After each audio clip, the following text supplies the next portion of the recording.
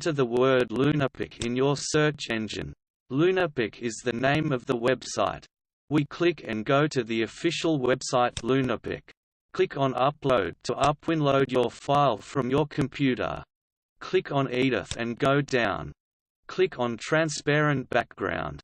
Click on the picture and here you can choose transparent area or transparent color. Play with these options to understand better the difference.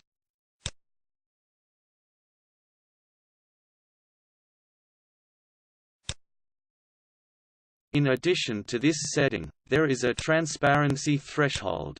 Play with this option to understand better how it works. Now we go to File, Further Save Image, and further to save SPNG for transparent, and now specify the location for this file on your computer.